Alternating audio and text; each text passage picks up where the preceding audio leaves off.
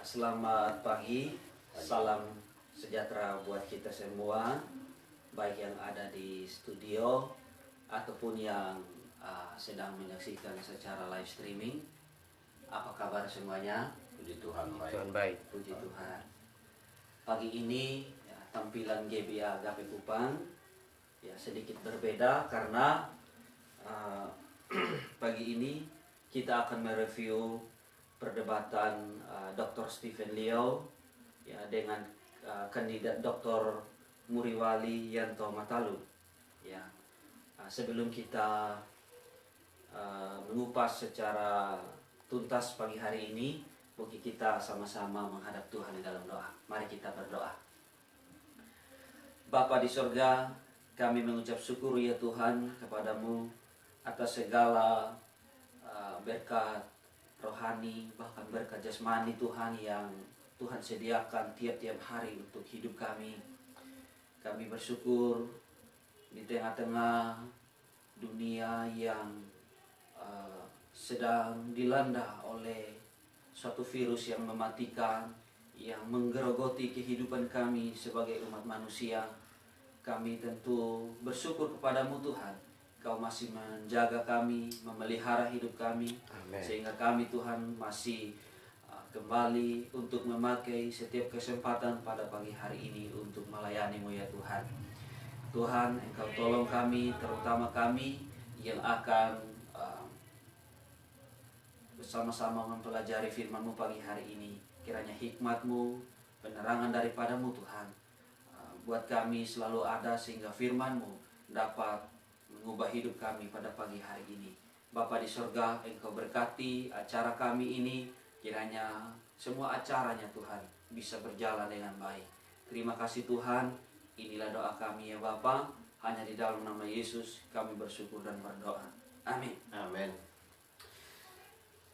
Saudaraku yang saya kasihi dimanapun Anda berada, mengenai topik Calvinisme, yaitu poin total depravity, memang sangat penting untuk kita bahas bersama-sama, karena poin ini sangat membingungkan banyak orang tentunya, terutama orang-orang Kristen yang mempelajari kebenaran firman Tuhan.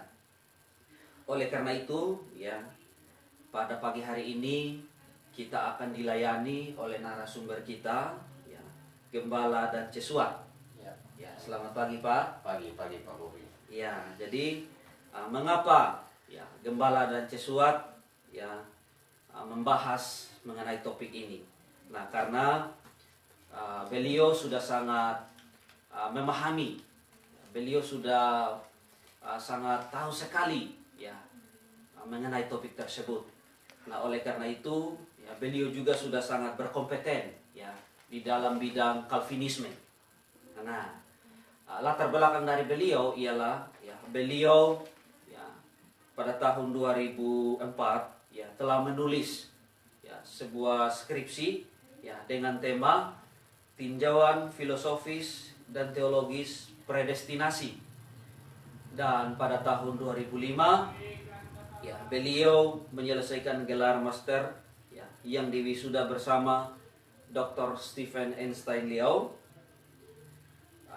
Dr. Stephen waktu itu diwisuda dengan gelar Master Divinity, dan Gembala dan Cesuat mendapat gelar diwisuda dengan gelar Master Biblical Study.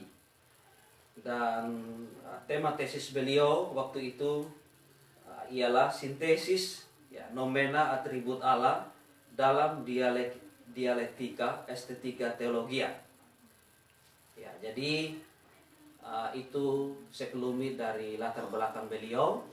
Dan pada saat ini beliau sedang merintis jemaat di Nusa Tenggara Timur, di Kota Kupang, dan beliau juga sebagai pendiri dari Yayasan Kakidian Kebenaran.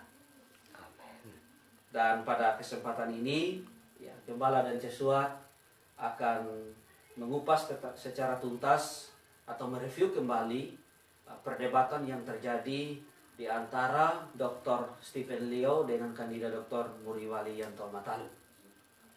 Baik,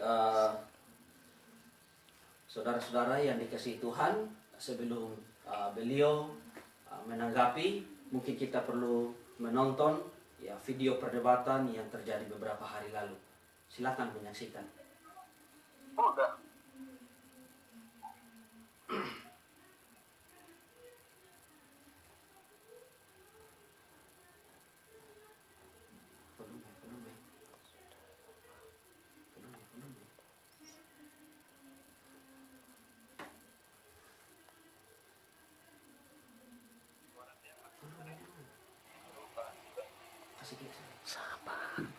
Ini dong belum mulai.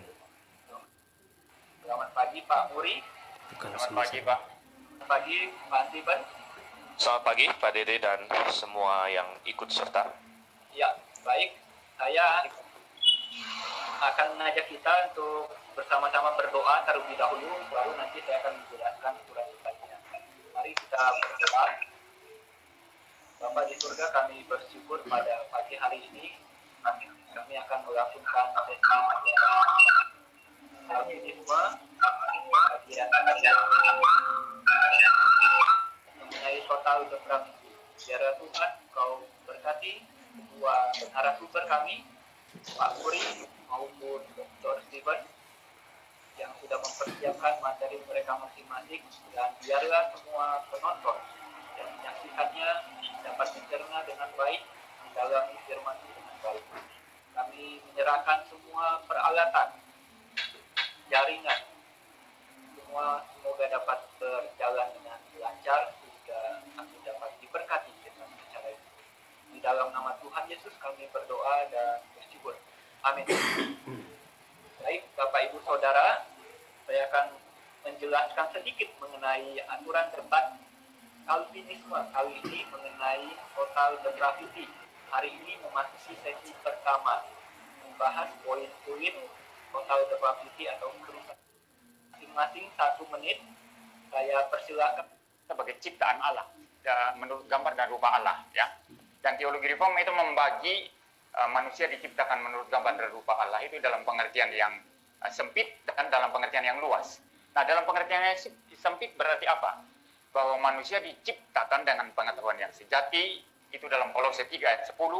Lalu manusia juga diciptakan dengan kebenaran dan kekudusan yang sejati, itu dalam Efesus 4 ayat 24. Nah, pengertian yang sempit ini, ya, yakni diciptakan dengan pengetahuan, dengan kebenaran dan kesucian yang sejati, itu sudah hilang ketika manusia jatuh ke dalam dosa. Maka Roma 3 ayat 23 berkata manusia sudah berdosa dan kehilangan kemuliaan Allah. Nah, itu yang hilang.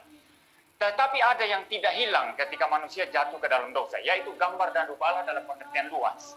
Karena Allah itu rasional, maka manusia diciptakan dengan sifat rasional. Kita mempunyai logika. Karena Allah itu dia adalah keberadaan, ya, yang mempunyai kehendak, maka manusia diciptakan dengan kehendak, ya. Karena Allah itu adalah keberadaan yang mempunyai emosi, perasaan, maka manusia juga diciptakan dengan perasaan. Karena Allah itu di dalam dirinya secara intra-trinitarian, dia mempunyai sifat sosial dan relationship ya, antara satu dengan yang lainnya, di antara ketiga pribadi, maka manusia pun diciptakan sebagai makhluk yang sosial, yang mempunyai relasi dengan sesamanya. Begitu ya. Lalu kemudian makhluk juga diciptakan sebagai, manusia juga diciptakan sebagai makhluk yang bermoral, yang tahu membedakan yang baik dan jahat. Karena Tuhan itu suci, Tuhan itu baik ya, sepenuhnya, berbeda sepenuhnya dari kejahatan. Maka manusia pun diciptakan dan aspek moral, diberi hati nurani untuk membedakan yang baik dan yang jahat. Ya begitu ya. Lalu manusia juga diciptakan dan aspek rohani. Hanya manusia di antara seluruh ciptaan yang bisa menengadah ke atas lalu berkata, Tuhan tolong saya. Binatang tidak, ciptaan lain tidak.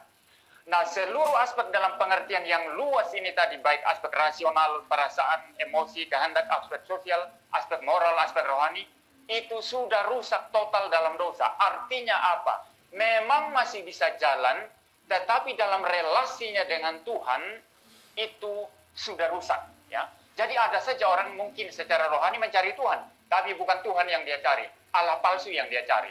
Ada saja mungkin orang berdosa, ya, yang berbuat baik, tetapi perbuatan baiknya itu tidak memenuhi standar daripada Tuhan Allah. Nah, ini pengertian singkat ya. Sekarang saya lanjutkan. Kalau begitu, total depravity itu bukan mati total, tidak bisa apa-apa, bukan. Ya, sebagaimana disalahpahami selama ini. Nah, bagaimana memahami lebih detail sekarang istilah total depravity ini ya? Saya katakan tadi itu harus dimengerti dari konteks relasi antara manusia dengan penciptanya, yaitu Tuhan Allah, ya, begitu ya.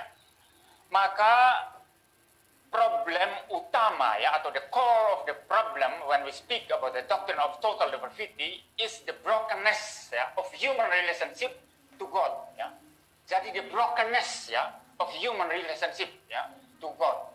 Jadi keterputusan ya atau rusaknya hubungan antara manusia dan Tuhan Allah. Maka saya melihat dalam 3 aspek sekarang ya untuk menjelaskan total depravity ini secara detail. Pertama dalam aspek ontologisnya. Dalam aspek ontologisnya, bahwa saat manusia jatuh ke dalam dosa, manusia itu statusnya atau posisinya. Ya. Oke, baik saudara-saudara, kita sudah melihat ya beberapa durasi waktu dari video tersebut, dan di sana Pak Muri Walianto mengatakan total depravity ya, total depravity bukan mati total ya, bukan mati total. Nah, yang mati total dia bilang itu relasi antara manusia dengan Allah, itu yang mati total. Tapi total depravity itu tidak mati total. Bagaimana tanggapan Gembala dan Cesur mengenai hal ini? Baik, terima kasih penginjil Bumi dan juga pemirsa sekalian dan saudara-saudara yang ada di studio kita. Nomor satu yang ingin saya tanggapi ialah kita tidak akan menemukan akrostik tulip di dalam tulisan John Calvin. Karena akrostik tulip itu ada sesudah John Calvin tidak ada, atau sesudah John Calvin meninggal. Jadi ketika kita membahas tentang total depravity, akan muncul banyak kesalahpahaman ya, baik itu orang-orang Calvinis maupun orang-orang yang berupaya untuk memahami Calvinis. Karena apa yang akrostik tulip itu didasarkan pada argumen-argumen yang ada dalam tulisan John Calvin. Nah, ditafsir kembali pemikiran John Calvin sehingga ada seperti pertentangan. Itu yang pertama. Nah, yang kedua, kalau yang dikatakan oleh Pendeta Muri Walianto bahwa total depravity itu bukan berarti mati total. Nah, inilah yang saya katakan ada kontradiksi antara pemahaman Calvinisme dan John Calvin. Ya. Kalau kita melihat tulisan John Calvin dalam bukunya The Christian Institute of Christian Religions, ya kita lihat di situ John Calvin melihat bahwa manusia itu mati total. Nah, para Calvinisme tidak sanggup mendefinisikan dari pemikiran Calvin, dan mereka menganggap bahwa total depravity itu ya tidak mati total, hanya kerusakan. Jadi putusnya hubungan antara Allah dan manusia secara rohani. Jadi relasi antara Allah dan manusia putus, tapi manusia dalam interaksi sosial masih sanggup untuk melakukan hal-hal yang baik dalam pandangan manusia. Ya, nah itu sebabnya ketika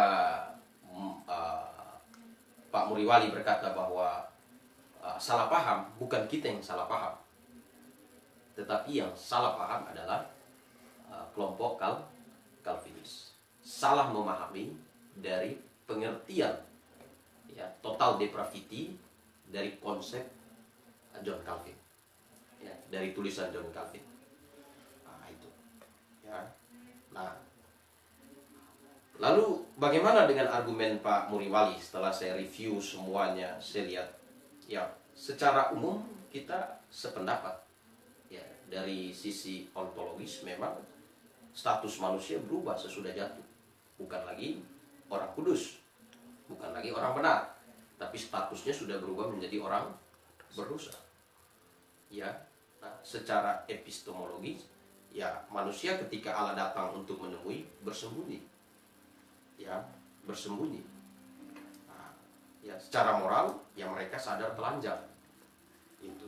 Jadi kalau kita lihat dari narasi awal kejatuhan manusia dalam dosa, apa yang dikatakan oleh Pak Muri Walianto bahwa manusia mengalami kerusakan total, di situ yang dimaksud adalah bukan mati total. Kita sependapat tentang itu, ya kita sependapat tentang itu. Nah, yang menjadi persoalan bagi kita ialah penyebab dari kejatuhan, ya penyebab dari kerusakan itu apa? Siapa penyebabnya? Nah, siapakah yang menjadi penyebab dari kerusakan total manusia? Nah, ya jadi Pak Muriwali yang harus menjelaskan itu, ya karena dalam tulisan John Calvin penyebab dari kerusakan manusia atau kejatuhan manusia, ya itu adalah ketetapan Allah. Nah, itu ketetapan Allah, begitu. Ya, lalu bagaimana pandangan Alkitab terhadap posisi manusia, ya, posisi kejatuhan manusia, kerusakan manusia? Apa pandangan Alkitab? Ya kalau kita baca di dalam Alkitab, manusia diciptakan dengan kehendak bebas, ya kehendak bebas untuk memilih. Karena pada waktu Allah menciptakan manusia, Dia bilang, marilah kita membentuk manusia menurut gambar dan rupa kita. Ya, nah salah satu gambaran dari Allah yang ada di dalam diri manusia adalah pribadi yang punya kehendak bebas, begitu. Ya, nah jadi kalau Alkitab melihat penyebab kejatuhan manusia dalam dosa itu karena pilihan manusia, bukan karena Allah yang menetapkan manusia untuk jatuh dalam dosa. Nah, ya, itu mungkin itu tanggapan saya yang pertama dari video yang ada itu. Ya, Bung Bobi mungkin. Ya baik, terima kasih Gembala dan Jesuat sudah menjelaskan dengan sangat jelas kepada kita bahwa manusia ya, setelah jatuh dalam dosa memang total depravity lah ya. Ya total depravity. Tetapi manusia yang total depravity ini tetap ada akal budi, ada hati nurani. Ya. Ya. Jadi tidak mati total. Ya. Ya. Jadi itu penjelasan dari Pak Gembala dan Jesuat. Nah, mungkin kita akan terus ya melihat cuplikan videonya. Ya, silakan menyaksikan.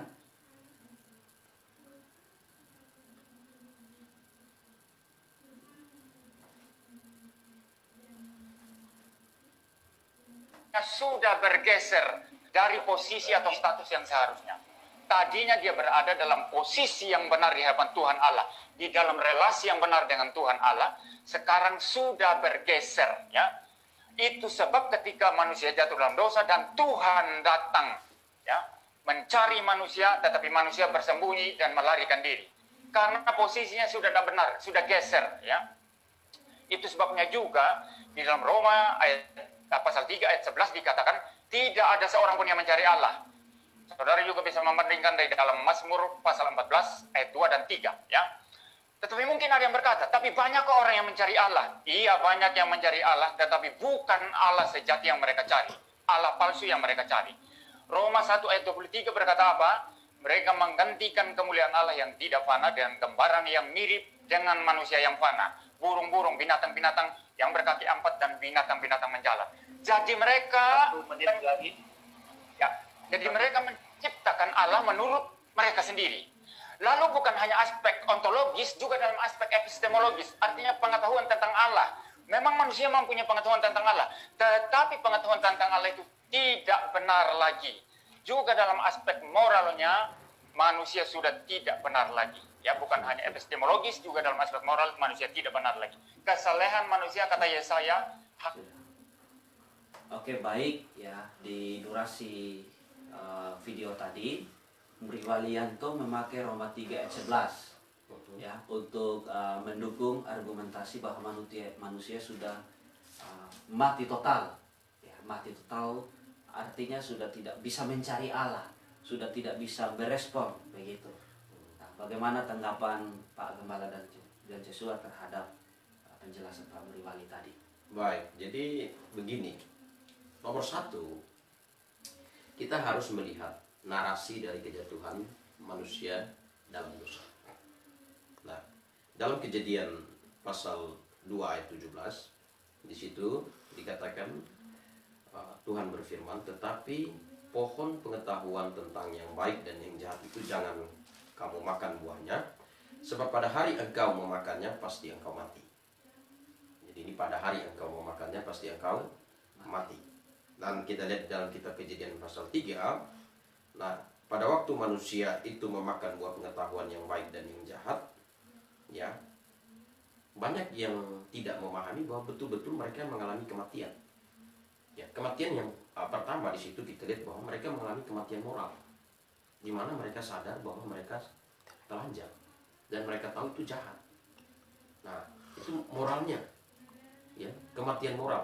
Sadar diri telanjang itu jahat. Kenapa? Bisa berefek pada hal-hal yang lain. Sehingga mereka mencari membuat pakaian dari kulit, membuat pakaian dari tumbuh-tumbuhan. Nah, untuk menutupi ketelanjangan mereka. Nah, itu mati betul. Ya, yang kedua kita lihat di situ mati secara spiritual, secara rohani, ya, karena kesadaran diri mereka bahwa mereka dalam posisi yang bersalah, melawan perintah Tuhan. Ketika Tuhan datang, mereka bukan lari, kata Pak Muriwali tadi, dia lari, bukan, bersembunyi, ya, bersembunyi. Kenapa mereka bersembunyi?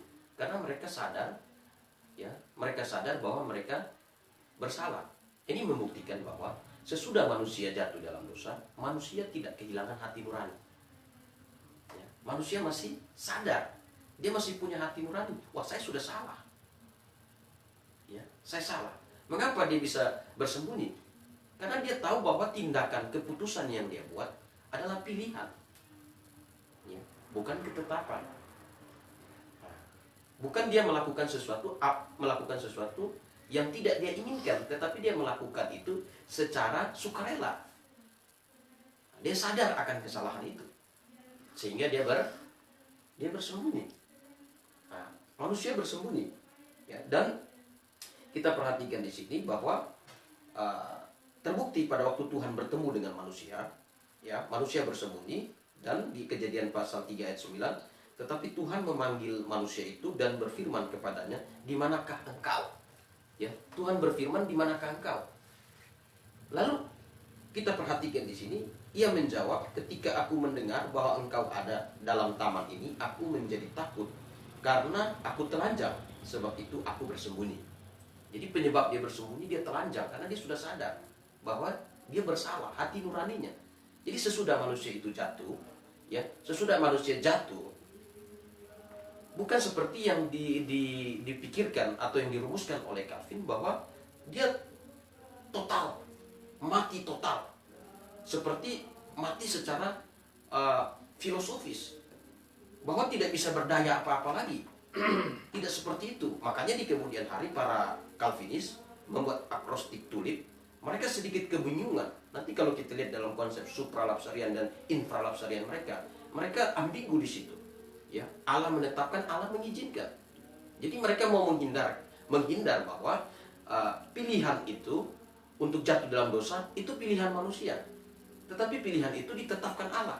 Jadi mereka ambigu di situ di kemudian hari oleh para Calvinis, ya, karena tidak sanggup, tidak memahami dari konsep pikiran John Calvin. Karena Calvin matinya itu mati total, jadi tidak bisa berbuat apa-apa. Tetapi Alkitab berkata, buktinya manusia masih bisa merespon, ya, masih bisa merespon, menjawab Tuhan. Nah, di sini katakan, tetapi Tuhan Allah memanggil manusia itu dan berfirman kepadanya, "Di manakah engkau?" Ia menjawab, "Ketika aku mendengar bahwa engkau ada di taman ini, aku menjadi takut karena aku telanjang. Sebab itu aku bersembunyi." Berarti kan ini jawaban sesudah dia jatuh dalam dosa. Berarti hati nuraninya tidak mati. Amin. Ya. Amin. Nah, jadi kata mati yang dipahami oleh John Calvin itu mati secara filosofis, tidak memahami mati secara teologis. Kematian secara teologis tadi kita lihat, mati secara moral. mati secara spiritual dan mengikuti nanti mati jasmani. Nah, itu. Ya, mati jasmani. Nah, tanpa juru selamat, mati kekal. Amin. Nah, itu ya. Nah, Ya, baik, terima kasih. Sangat mudah dipahami sebenarnya karena penjelasan dari Pak Gembala dan Jesuat ada dasar Alkitabnya, yaitu Kejadian 2 ayat 17, Kejadian 3. Kejadian 3 juga. Begini Pak Gembala dan Jesuat, kadang Calvinisme ini menyamakan antara mati rohani dengan mati jasmani. Yang saya pahami, kalau mati secara jasmani, akal budinya sudah tidak bermain dan hatinya sudah tidak bermain. Nah, seharusnya kalau mau konsisten, seharusnya orang yang mati rohani, seharusnya akal budinya tidak bermain juga, dengan hati nuraninya tidak bermain. Jadi bagaimana tanggapan Pak Gembala mengenai hal ini? Ini menurut saya tidak konsisten begitu, Pak. Ya, tidak konsisten. Kenapa? Ya karena Calvinis, ya tentu ya walaupun mereka tidak jujur atau tidak terbuka ya untuk menjelaskan hal ini, kadang mereka mengaburkan begitu, ya.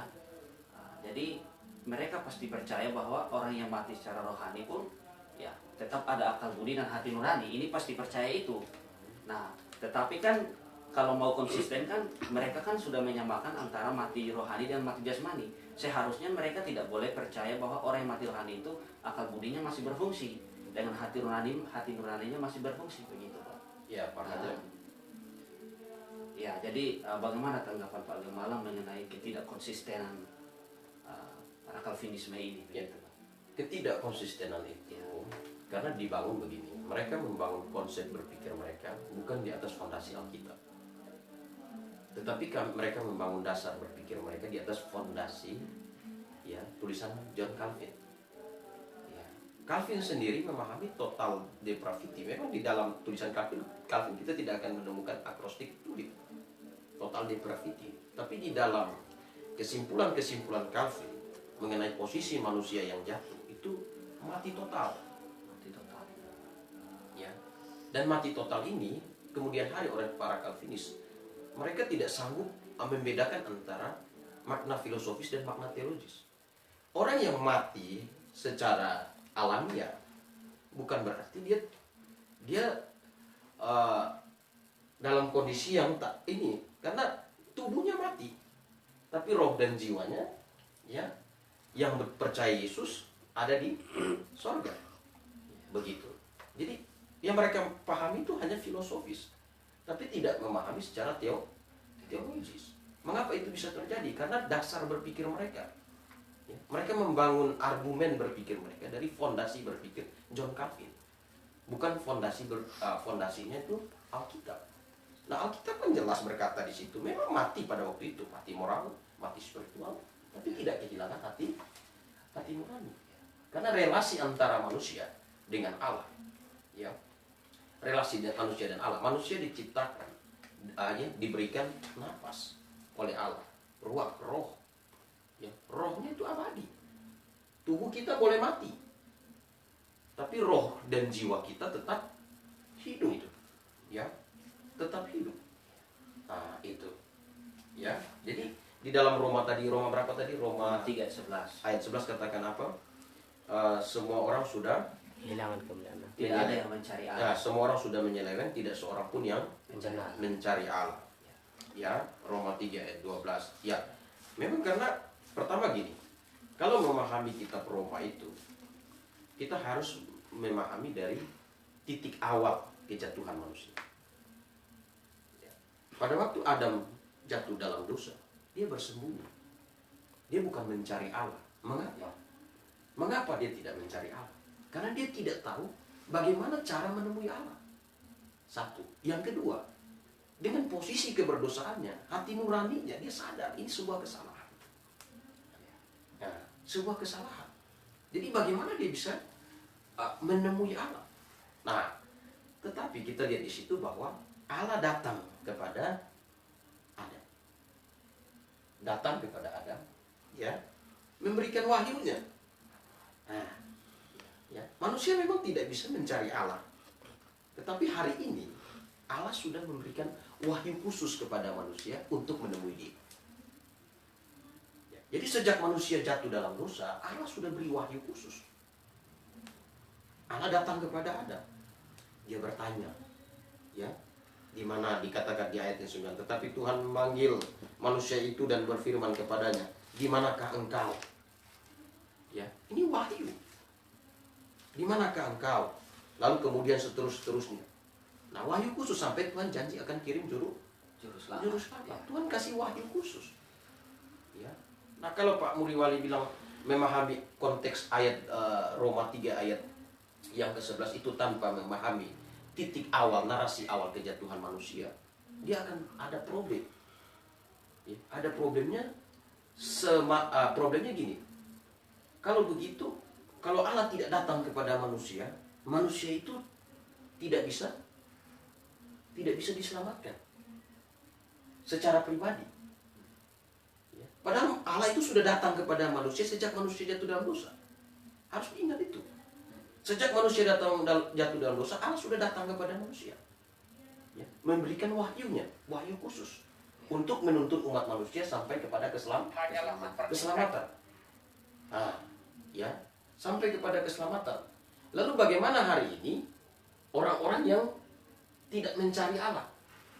Karena mereka itu menjauhkan diri dari wahyu khusus. Nah, tetapi kan kalau kita lihat lagi, Alkitab bilang begini, ini perkataan Tuhan Yesus. Berbahagialah orang yang lapar dan haus akan kebenaran. Karena mereka akan dipuaskan. Dipuaskan dengan apa? Ya, dipuaskan dengan wahyu khusus itu. Ya, bukan lagi nanti akan ada hubungan ini gini.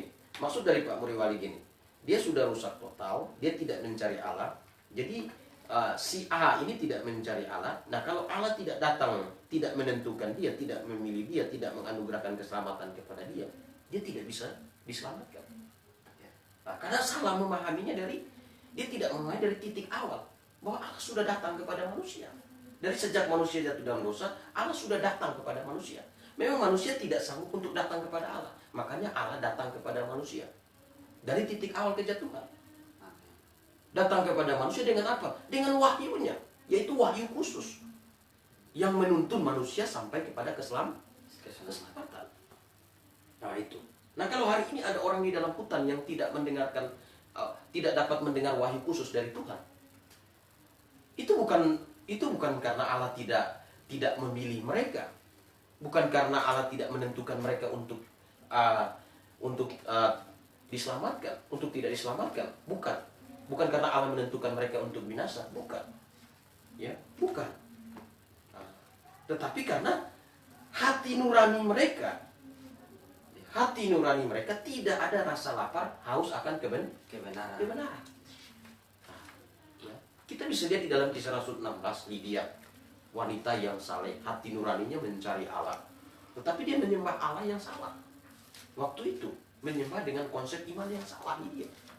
Tetapi hati nuraninya ya ingin ada rasa rindu, ada rasa lapar akan kebenaran. Hati nuraninya. Allah dalam kedaulatannya ya memimpin Rasul Paulus untuk sampai kepada Lydia. Nah, sehingga rasa lapar haus akan kebenaran dipuaskan. Itu. Jadi jangan memahami Roma 3 ayat 12 itu bahwa Allah belum menyatakan wahyunya. Memang manusia sudah menyeleweng, oke, dari sejak jatuh. Tapi Allah sudah datang kepada manusia. Bukan Allah baru akan datang ketika manusia itu mau diselamatkan. Bukan. Harus bedakan. Allah sudah datang kepada manusia. Nah, itu.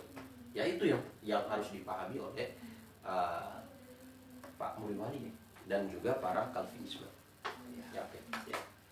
Kemudian dari kalimat Pak Muriwali tadi ada yang saya tangkap tadi, dia bilang tidak ada manusia yang bisa mencari Allah. Memang ini kita setuju Pak ya. Tidak ada manusia yang bisa mencari Allah, Allah yang mencari manusia. Betul. Ya. Tapi dia bilang ada manusia yang bisa mencari Allah, tapi yang dia cari Allah yang palsu, begitu Pak. Palsu. Jadi kan seakan-akan dia membuka ruang gitu bahwa manusia itu bisa-bisa saja mencari Allah, tapi Allah yang dia cari Allah palsu gitu Pak. Berarti ada Ini kan kemampuan. tidak konsisten dengan kata-kata dia yang tadi Pak, bahwa tidak ada manusia yang bisa mencari Allah begitu Pak. Nah, jadi bagaimana begitu Pak menurut Pak gitu? Ya.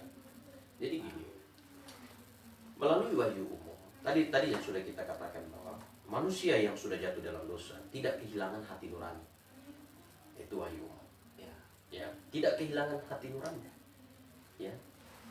Karena tidak kehilangan hati nurani, maka manusia punya kesadaran akan pencipta.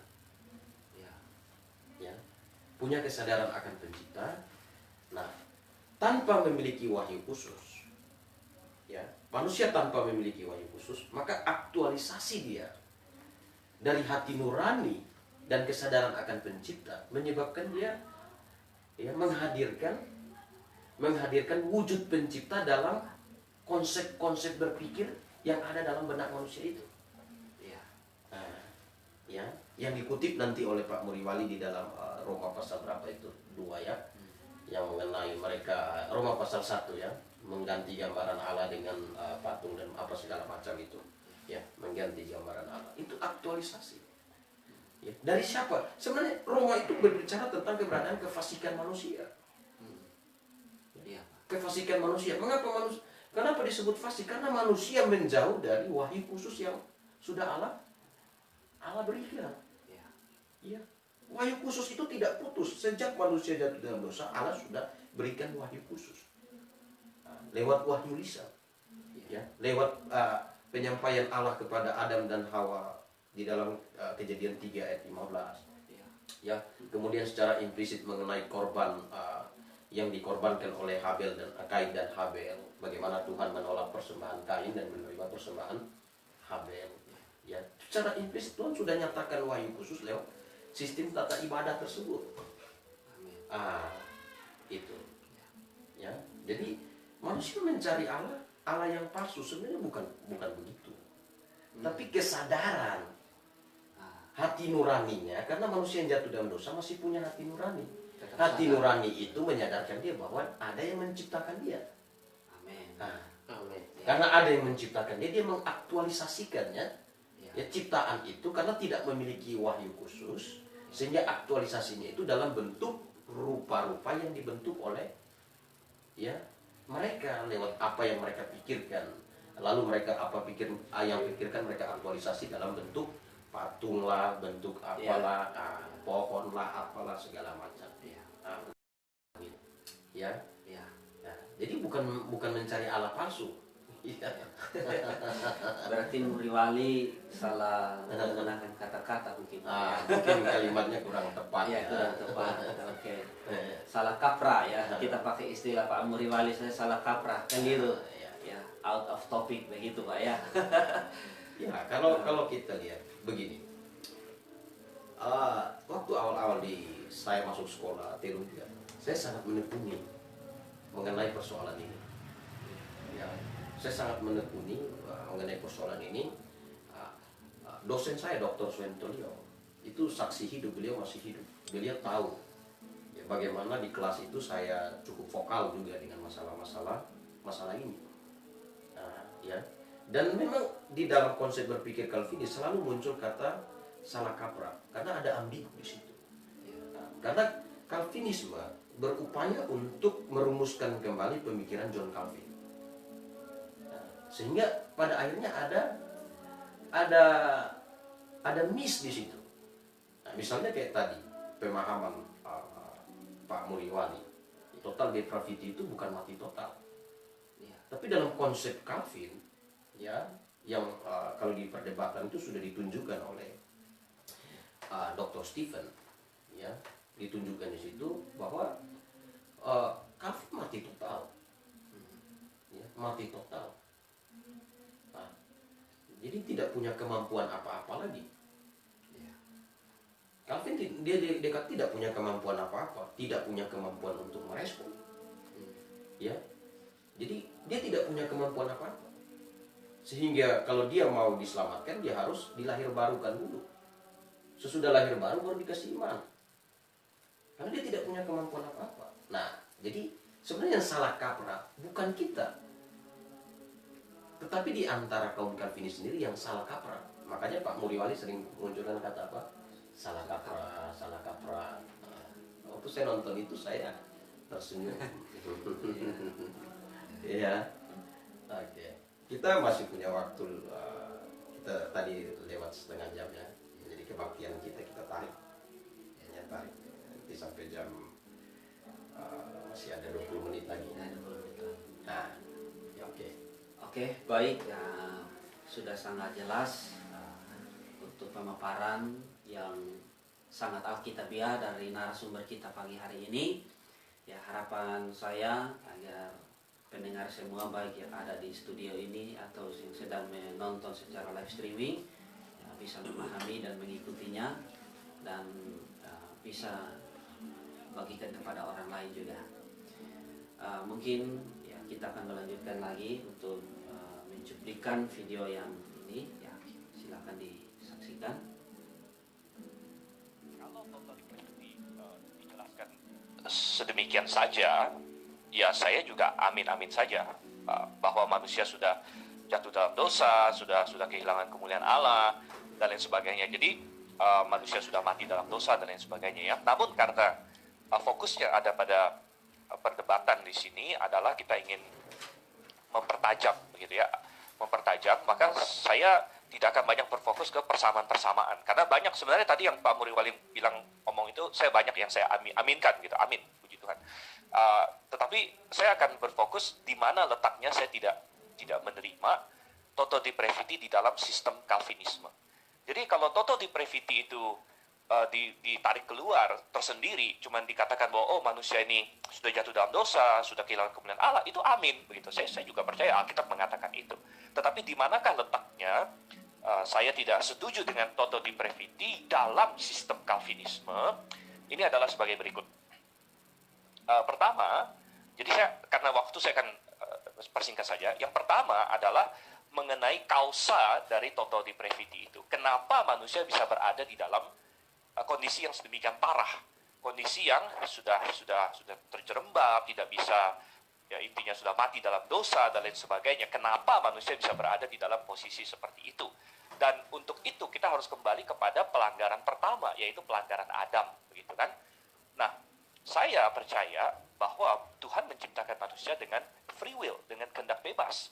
Dan yang saya maksud dengan free will adalah free will yang benar-benar bisa memilih. Jadi yang secara filosofis disebut libertarian free will, bukan compatibilistic free will. Dan dengan libertarian free will berarti ketika Adam diperhadapkan kepada pilihan untuk makan buah itu atau tidak, dia bisa memilih. Artinya ada opsi yang real. Bisa saja dia tidak makan, begitu. Bisa saja dia tidak makan buah itu dan manusia tidak jatuh dalam dosa, tidak masuk ke dalam toto depravity yang tadi kita katakan tersebut. Namun di dalam Calvinisme, kenapa saya tidak setuju toto depravity dalam sistem Calvinisme adalah karena Calvinisme percaya divine determinism, artinya Allah menentukan segala sesuatu. Allah menentukan segala sesuatu. Dan itu jelas di dalam John Calvin sendiri mengajarkan demikian, Westminster Confession of Faith mengajarkan demikian. Saya akan kutipkan satu cuplikan dari bukunya Calvin Institutes ya. John Calvin berkata, God not only foresaw the fall of the first man, and in him the ruin of his posterity, but also at his own pleasure arranged it. Ini dari Institutes of Christian Religion, book 3, 23, poin nomor 7. Dan itu berarti John Calvin, dan diteruskan oleh berbagai pengakuan iman, percaya bahwa Allah menentukan Adam untuk berdosa. Gitu. Adam tidak bisa tidak berdosa, Allah menentukan dia berdosa. Sehingga demikian, kenapa manusia bisa totally depraved, itu adalah karena Allah menentukannya begitu. Allah menentukan supaya manusia totally depraved. Nah, ini saya lihat tidak ada dasar Alkitabnya.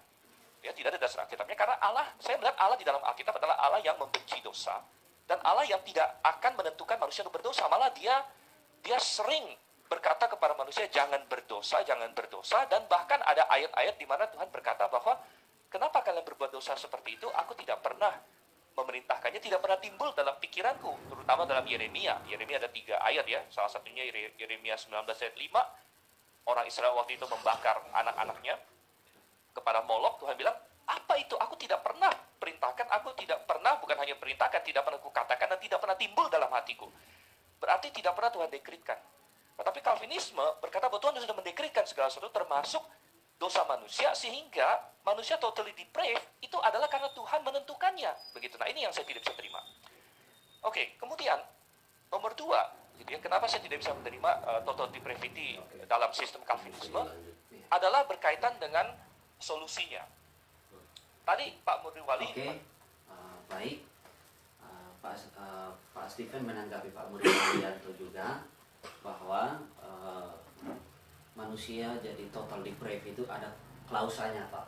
Ya, penyebab awal. Iya, penyebab awalnya yaitu awalnya Tuhan sudah menentukan orang itu untuk total depraved begitu, Pak. Ya, jadi bagaimana Pak mengenai hal ini?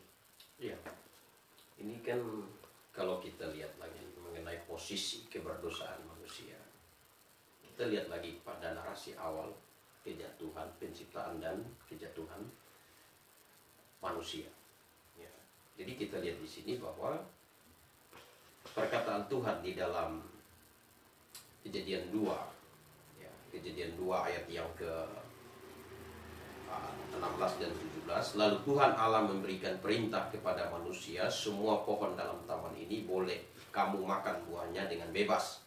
Tetapi pohon pengetahuan tentang yang baik dan yang jahat itu jangan kamu makan buahnya. Sebab pada hari engkau memakannya pastilah engkau Mati. Berarti di sini kita lihat bahwa kalau dasar berpikirnya adalah pemikiran John Calvin, maka ini kontra dengan apa yang dikatakan oleh John Calvin. Jadi John Calvin melawan ayat ini. Ya. Kalau John Calvin berkata bahwa segala sesuatu ditetapkan, ya, oleh Allah, termasuk total depravity, kerusakan total manusia itu penyebab awalnya adalah Allah. Nah, ini kan nanti ditolak oleh Pak Muriwali, toh? Iya. Nah, Muriwali karena dia nanti berkelit ini, tapi kan ada tertulis di dalam tulisannya John Calvin. Iya. Nah, ya, kalau kita lihat dari kitab Kejadian ini, justru di sini Tuhan memberikan pilihan. Ya. Kasih perintah, jangan kamu makan. Berarti ada pilihan. Ya. Pilihan, ada kehendak bebas. Nah, silahkan kamu mau makan, tapi kalau kamu makan, kamu akan Mati. mati. Nah, itu sudah sangat jelas. Jadi manusia diciptakan Allah dengan kehendak bebas, free will. Ya, free will. Jadi pilihan dia memakan buah itu bukan karena kehendaknya dikendalikan oleh Allah untuk makan itu. Ya. Jadi penyebabnya adalah Allah. Nah, kalau kita ikut struktur berpikir Calvinis. Nah, tetapi kalau kita lihat di sini, ya, dia makan buah itu karena kehendaknya sendiri. Lalu pertanyaannya, apakah Allah sebelumnya tahu bahwa dia akan makan? Allah tahu. Lalu apa tindakan Allah? Allah izinkan. Ya. Allah izinkan. Nah, Allah izinkan. Lalu kenapa Allah tidak melarang dia untuk makan? Karena dia diciptakan dengan kehendak Bebas. kehendak bebas. Itu, ya. Nah, lalu apakah Allah berkenan dengan apakah Allah berkenan mereka makan buah pengetahuan yang baik dan yang jahat? Allah tidak berkenan. Lalu apa tindakan Allah? Ya, Allah kasih konsekuensi. Ketetapannya ialah mati. Jadi ketetapannya sudah dari titik awal sampai titik akhir itu sudah ketetapan. Titik awal ketetapan, kamu makan, kamu Mati. mati. Jadi nggak bisa lari, itu sudah tetap, pasti mati. Nah, kalau kamu nggak mati, kamu jangan makan. Ya kan? Gampang saja sebenarnya. Ya, gampang saja, tidak terlalu rumit untuk memahami hal tersebut. Ya, jadi apa yang dikatakan oleh Dr. Stephen memang harus dilihat. Ya seperti pendapat Pak Muri mengenai aspek ontologis, epistemologis, aspek moral, kita sependapat dengan itu. Justru kita tidak sependapat dengan pemikiran John Calvin. Nah, justru kalau Pak Muriwali, argumen Pak Muriwali sebenarnya melawan kembali pemikiran John Calvin. Ya, dari penjelasan aspek ontologis, epistemologis, dan aspek moral itu melawan kembali. Karena John Calvin punya konsep itu bahwa manusia yang mati itu mati total, artinya tanpa hati nurani.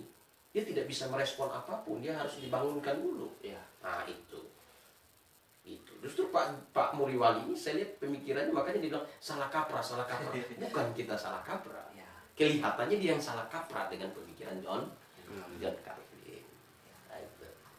Dan memang di dalam video ini Pak Muriwali memang secara nyata dia mengatakan bukan ajaran Calvinis katanya, bukan ajaran reform. Artinya kalau Pak Stephen menjelaskan orang yang total depravity itu sudah ditentukan awalnya. Nah, Muriwali menentang hal ini, Pak. Dia bilang ini bukan ajaran Calvinis. Jadi orang yang total depravity itu menurut dia ya bukan ditentukan, begitu, Pak. Nah, padahal kan sebenarnya kan ini kan memang ajaran Calvinis. John Calvin. Ajaran John Calvin. Ya. Berarti sebenarnya Pak Muriwali ini dia Calvinisme sejati atau Calvinisme palsu, Pak? Begini, ketika orang berusaha untuk mendalami pemikiran John Calvin dan orang tersebut punya hati nurani yang tulus untuk mengejar kebenaran, pasti akan muncul satu keambiguan. Nah, kita tahu bahwa Yakob Armenius atau yang kemudian Armenian ya, Yakob Armenius itu murid tercerdas di antara murid-murid Calvinis pada waktu itu, di bawah asuhan Theodore Beza, paling pintar. Kan? Tapi kemudian setelah Armenius meneliti lebih jauh tentang konsep pemikiran John Calvin, dia melangkah keluar meninggalkan Calvinisme. Ya. Dan di dalam satu pernyataannya, dalam pernyataan Declaration of the Lord to the Hollands, ya, itu dia menganggap bahwa pengajaran Calvinisme dalam tanda kutip supralapsarian itu ajaran sesat. Begitu. Nah, jadi kalau kita lihat kebenaran firman Tuhan, kita teliti lagi, tentu ada pemikiran-pemikiran John Calvin yang kita terima sebagai itu pemikiran yang bagus. Tapi ya, ada juga pemikiran-pemikirannya seperti mengenai kata mati total ini, ya. Dia merumuskan tentang konsep manusia yang jatuh dalam dosa ini karena ketetapan. Ini bertentangan dengan firman Allah. Ya, begitu. Ya. Makanya mungkin ya para Calvinis ya, saya baca juga bahwa Pak Budi Asali menganggap bahwa Pak Muriwali ini bukan reform. Ya itu bisa terjadi. Begitu Pak Bobi. Oke, terima kasih. Jadi kita sudah mendapat pengetahuan ya dari setiap penjelasan oleh Gembala dan Jesua. Saya ada waktu, Pak, ya. Ya, 5 menit lagi. 5 menit lagi mungkin silakan videonya dicuplikan. Langsung ke Pak Muriwali saja. Ya, Pak Muriwali. Katakan bahwa kalau begitu tidak ada kemungkinan akhirnya manusia berdosa.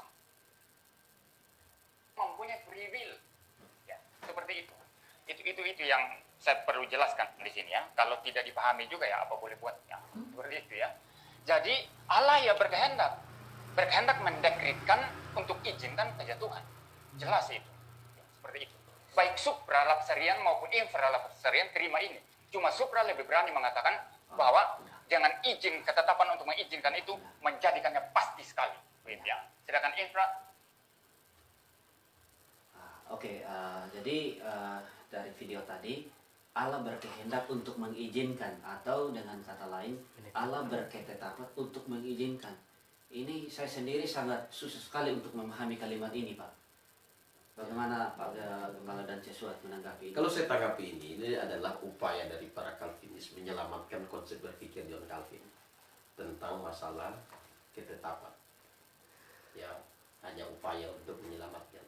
Makanya di dalam konsep supralapsarian dan infralapsarian itu terjadi tumpang tindih antara ketetapan dan izin Allah. Ya, di dalam skripsi saya pernah mengulas mengenai hal tersebut ya.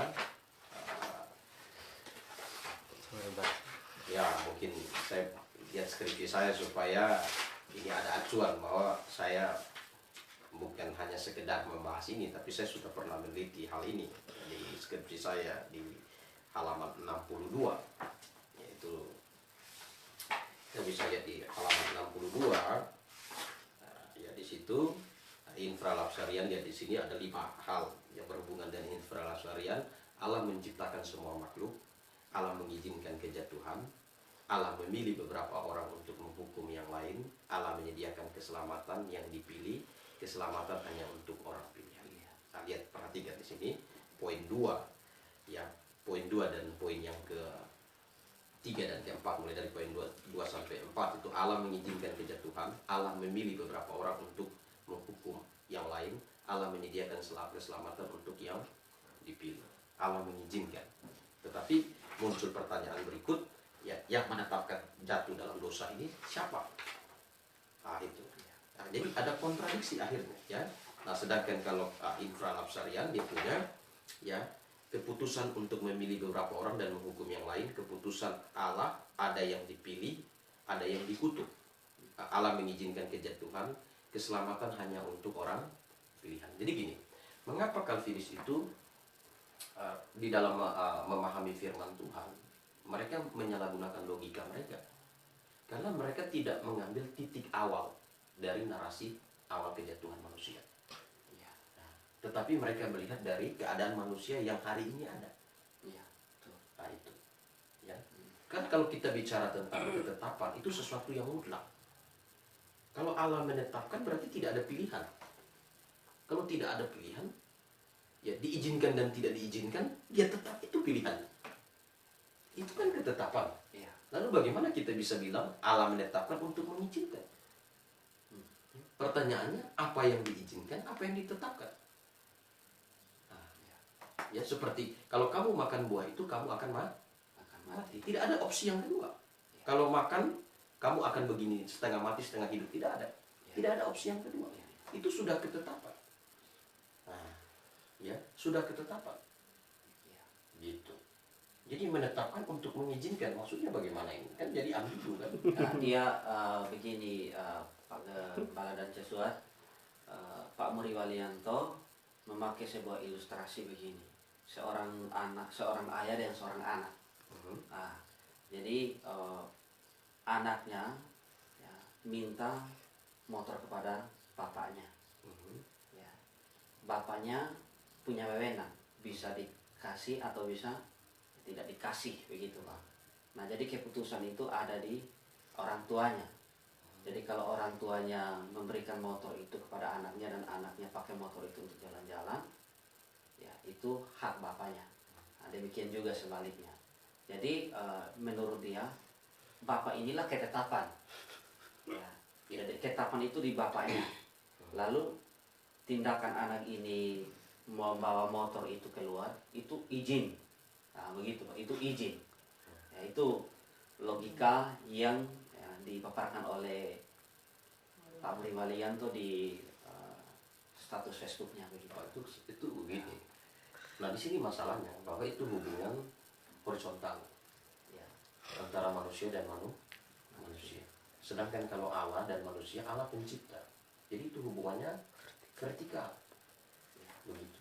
Jadi keputusan ketetapan Allah berarti tidak ada opsi yang kedua. Kalau gambaran Ya. kayak tadi seorang anak itu, Ya. ya, apa ketetapan Allah di situ? Apa ketetapan bapaknya di situ?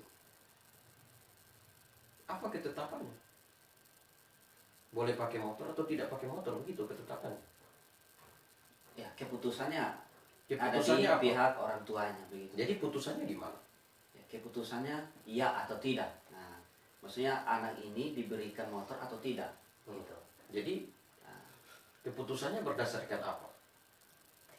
Nah, ini kan jadi masalah. ya. Kalau berdasarkan bapaknya lihat bahwa anak ini bisa bawa motor baru dia izinkan, berarti ini semi pelagianisme.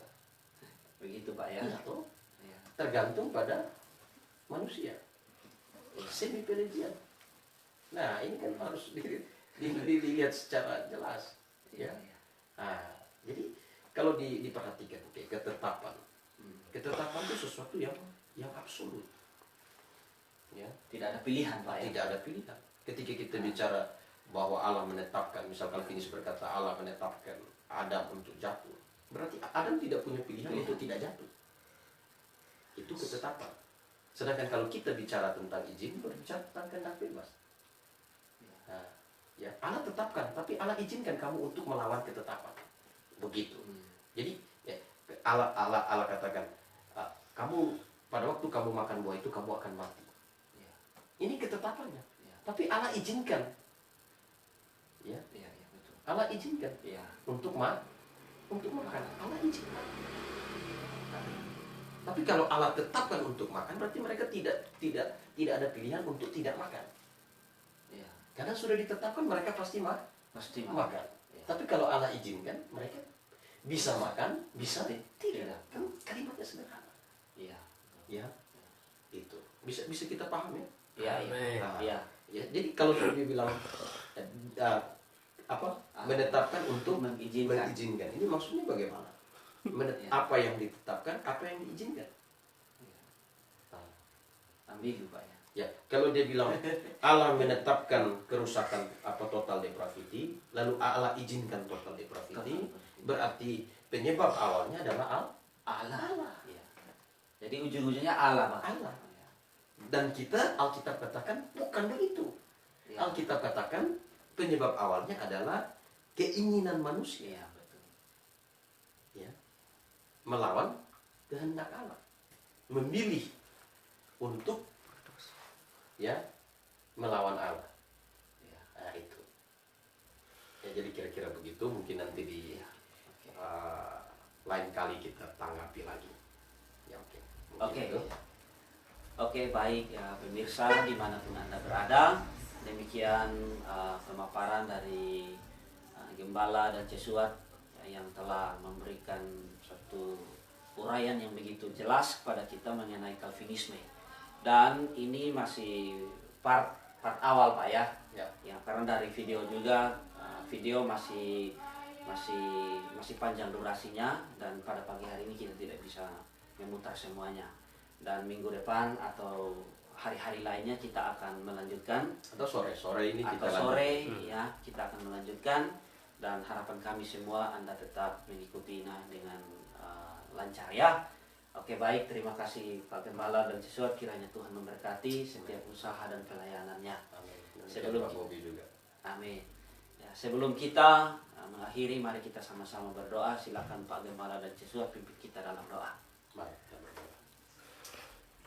Kami mengucap syukur kepadamu Tuhan atas pertolongan yang daripadamu, sehingga lewat keterbatasan kami Engkau menolong kami untuk memahami akan kebenaran firman-Mu, dan pagi hari ini kami berbagi akan kebenaran dari apa yang kami dengarkan. Kami dengan firman-Mu ingin meluruskan setiap hal-hal yang menyimpang dari firman-Mu Tuhan. Kau tuntun kami semua, terangi hati dan pikiran kami, biar dari waktu ke waktu firman bertumbuh, berakar dan berbuah dalam hidup kami semua.